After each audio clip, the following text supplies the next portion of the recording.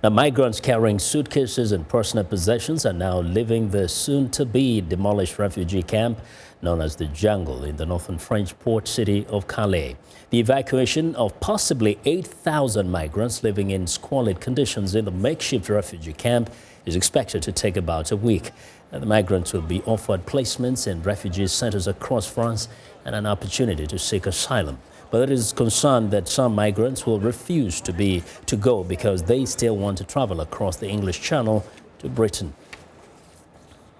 I heard that if I can go to UK and I have fingerprints in Italy, perhaps the government,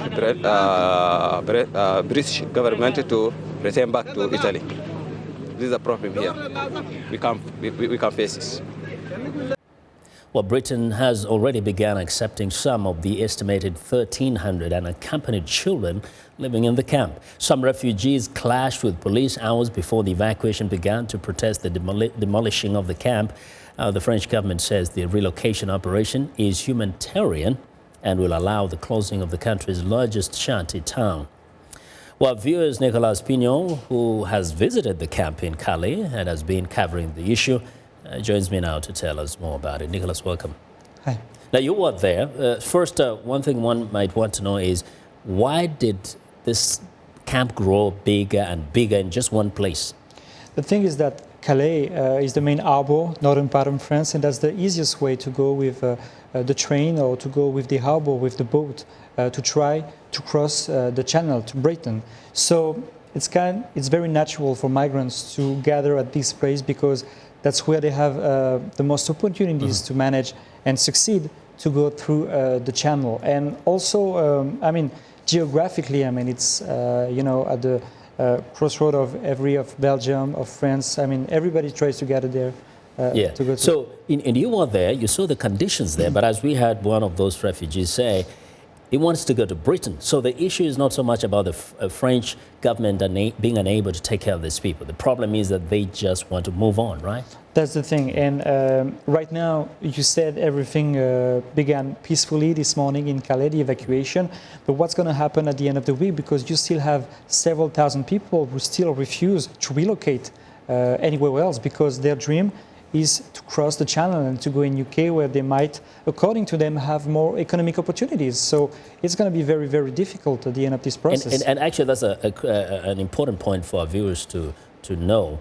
Why Britain and not France? Why do they prefer that? The thing is that in France, you can be controlled by policemen and they can ask you for your papers. And of course, if you don't have regular papers, you might end up in jail and maybe a deportation. Contrario, in UK, it's almost like here in the US. I mean, police, they won't go after you and just ask for your papers in the street. You have to commit maybe a misdemeanor or do something wrong to be controlled by the police. And I think that the mindset is also very important in their decision to try and cross the channel to go to Britain. Yes. Now, we know that the conditions are getting tougher, especially this time around in the year as winter sets in. But when you were there, you observed something very interesting about how they were coping, right? Yeah, so it is true that it is very difficult. You have the mud, you have the wind. I mean, nobody will like to spend more than 48 hours in this condition. But it is also true that you have a life in the so-called jungle. You have restaurants, you have clubs. I mean, migrants among them, they succeededly organize themselves to try to have a kind of regular life in the camp. And I mean, we have to say that it's very, very difficult to live in this camp, but also they try to manage to do something with the situation there. So, yeah. Very quickly, were there many African migrants there? Yeah, so mainly you have people from Syria, Afghanistan, because that's mainly the people where they're from. But you have a lot of people from Sudan and South Sudan in the camp. You have a lot of people from Ethiopia and Eritrea. I mean, and that's what you find right at the beginning of the European journey in Italy. That's exactly what you find. You have mainly people from Eritrea, Ethiopia, and South Sudan trying to cross. We'll keep watching this developing story. Nicolas, thank you very much. Thank you for having me. Check with you to see what else you found out.